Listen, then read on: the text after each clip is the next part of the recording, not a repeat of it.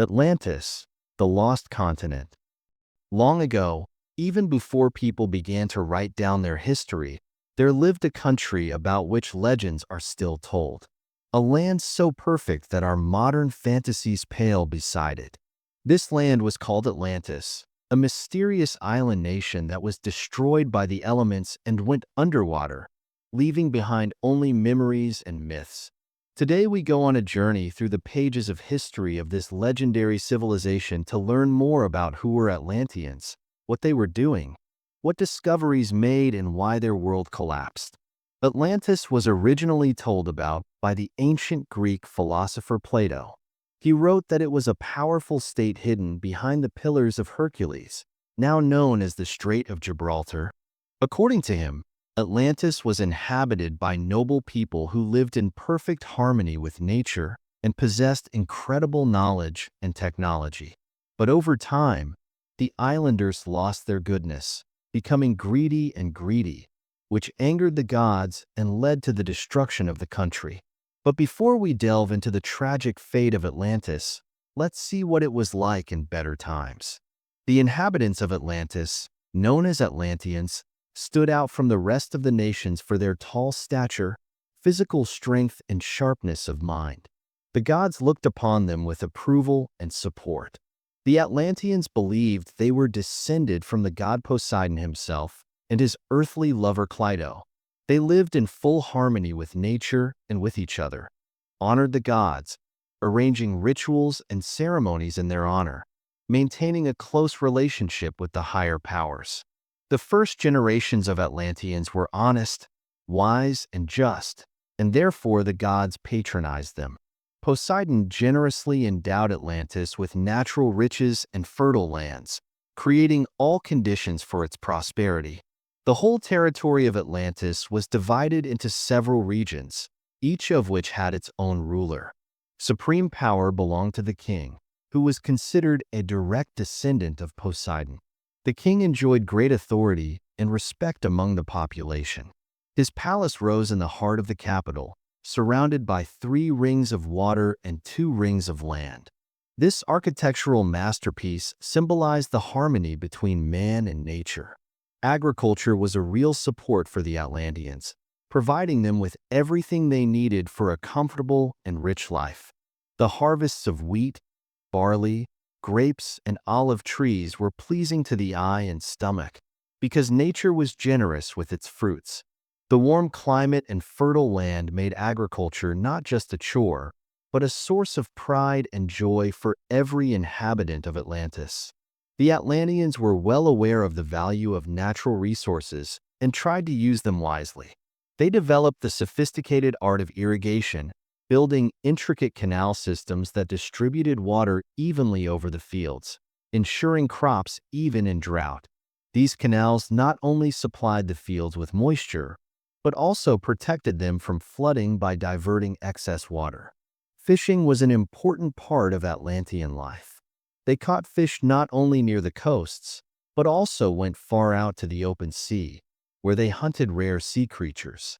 Fish was an integral part of their diet, and the surplus was sold to other peoples. The fishermen of Atlantis used nets, hooks, and special devices that helped them efficiently harvest their catch. Seafaring also played a huge role. Their ships, equipped with sails and oars, allowed them to cross vast distances and discover new lands. The Atlanteans were skilled sailors, able to navigate by the stars and use compasses. They organized trade expeditions, exchanged goods and ideas with other peoples, thus enriching Atlantis culture with new knowledge and technologies. So, thanks to developed agriculture, successful fishing, and active navigation, Atlantis became a powerful and independent state, capable of providing a high standard of living for its citizens and influencing the entire surrounding world. Atlanteans amazed everyone with their incredible scientific and technical achievements, which far exceeded the capabilities of the time. They had a deep knowledge of astronomy, which allowed them to accurately predict solar and lunar eclipses. All this was made possible by sophisticated instruments and methods of observing the stars.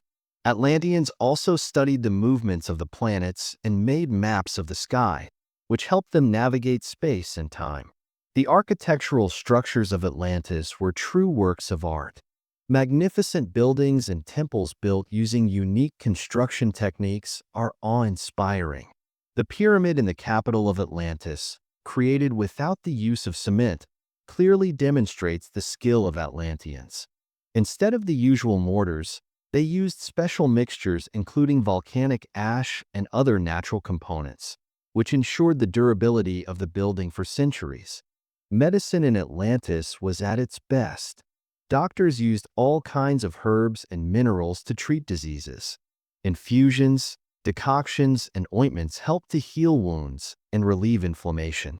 Atlanteans also practiced hypnosis and meditation to cope with mental problems and stress. Legends even say that some of them discovered the secrets to longevity and staying young.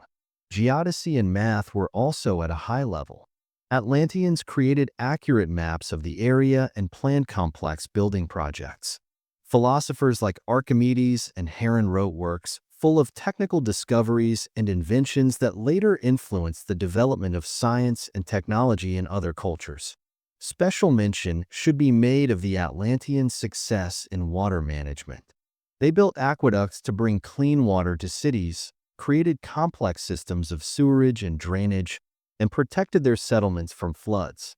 Stormwater systems and sewage treatment plants kept the urban environment clean, and fountains and baths served not only for hygiene, but also for recreation and entertainment.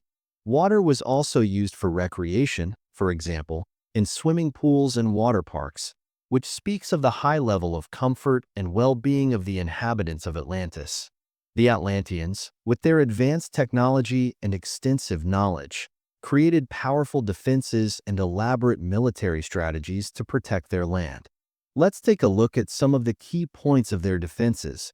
The capital city of Atlantis was surrounded by several concentric rings of walls, forming an elaborate defense system. The outer rings were made of massive blocks of stone, and the inner rings were made of metal, possibly bronze or copper. These walls were so impregnable that most enemy armies of the time would have had to think twice before attempting to storm them. Between these walls were ditches filled with water, seriously complicating the approach to the city. The canals, which were used not only for watering the fields, but also as natural obstacles, further slowed down the enemy's advance, making an attack on the capital an extremely difficult task. In the heart of the capital stood the main palace, which was not only the residence of the king, but also a real fortress. The palace was surrounded by additional fortifications and had strategically important observation points from where the surrounding area could be monitored. The Atlanteans armed themselves with metal swords, spears, and shields made of the finest materials. Their metallurgy was top-notch, allowing them to create incredibly strong and reliable weapons. To defend their cities and ports, the Atlanteans used siege machines such as catapults and ballistae. These devices could throw stones and arrows over long distances, hitting the enemy before they could even get close to the walls. The Atlantis fleet consisted of powerful warships equipped with battering rams and throwing devices. These ships tirelessly patrolled the coastal waters, guarding the territory from any attempted attack from the sea. The Atlanteans were adept at building alliances with neighboring nations, creating a network of allies who were ready to come to their aid in the event of a threat. Diplomats played an important role in maintaining peace and stability, strengthening ties with other nations. Though it sounds like fantasy, legends say that the Atlanteans used magic and mysticism to protect their land. It is said that their priests and magicians could summon storms and earthquakes to stop enemies.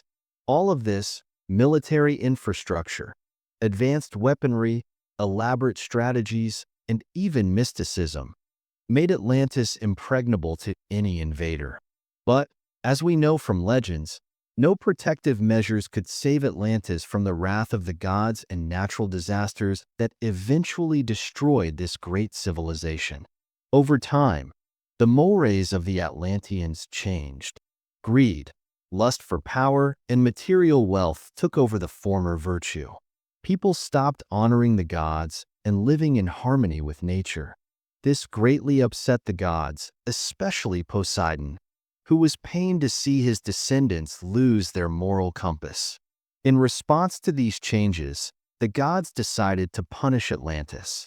Legends say that it was Poseidon who caused terrible natural disasters, earthquakes and tsunamis, which submerged the island underwater, destroying all civilization. This is how the fate of Atlantis changed, from the blessing of the gods to severe punishment for the loss of moral guidelines and disregard for the laws of nature and divine order. Some researchers believe that the cause of the tragedy could be a volcanic eruption or meteorite fall. Others think that Atlantis suffered from climate change or sea level rise. But the real cause of the demise of this great civilization is still a mystery. For centuries, scientists, archaeologists, and mystery lovers have been puzzling over the mystery of Atlantis, constantly finding new evidence and putting forward different theories about where this legendary land could be. One of the most exciting questions has always sounded like this: did Atlantis even exist? Some researchers firmly believe that the story told by Plato is based on real events, and that Atlantis really existed somewhere in the Atlantic Ocean. They rely on ancient texts, geographical data, and ancient legends to try to convince us that this legendary island was real. Others, on the other hand, are skeptical. They believe that Atlantis is merely a figment of Plato's imagination, invented to illustrate his philosophical musings. They emphasize that there is no direct evidence for the existence of such a civilization, and note that many of the details described by Plato look too ideal and utopian to be true. This argument has been going on for centuries, and no one has yet been able to give a definitive answer.